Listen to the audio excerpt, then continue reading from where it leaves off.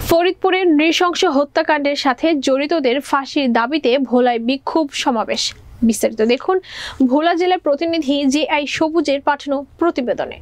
ফরিদপুরের মধুখালীতে হিন্দু অধ্যুষিত পঞ্চপল্লী গ্রামের কালী মন্দিরে রহস্যজনক অগ্নিকাণ্ডের ঘটনাকে কেন্দ্র করে মিথ্যা অভিযোগ তুলে গুজব ছড়িয়ে স্থানীয় প্রাথমিক বিদ্যালয়ের নির্মাণ শ্রমিক হিসেবে কর্মরত দুই কিশোর হাফেজ মুসলিম দুই ভাইকে কোনো সাক্ষ্য প্রমাণ ছাড়াই ঘন্টার পর ঘন্টা ধরে পিটিয়ে নির্মমভাবে হত্যার নিশ্চিত করে উল্লাস করে উগ্র হিন্দুত্ববাদীরা।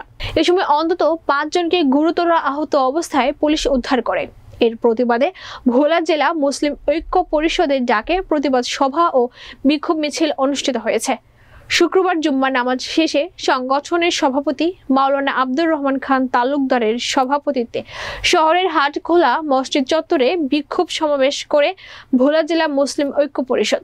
বিক্ষোভ সমাবেশে বক্তারা বলেন, মধুখালীতে সংখ্যালঘুদের হাতে দুই হাফেজ ভাইয়ের মর্মান্তিক মৃত্যু কেউ মেনে নিতে পারছে না।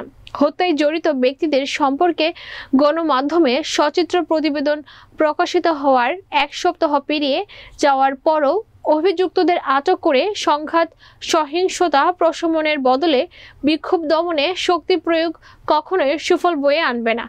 মুসলমানদের সতর্ক ও সাবধান থাকতে হবে। যে কোনো মূল্যে দেশের ঐতিহাসিক সাম্প্রদায়িক সম্প্রীতি সুরক্ষা করতে হবে। হত্যাকাণ্ডটি যে পরিকল্পিত ও উদ্দেশ্য প্রণোদিত তা স্পষ্ট।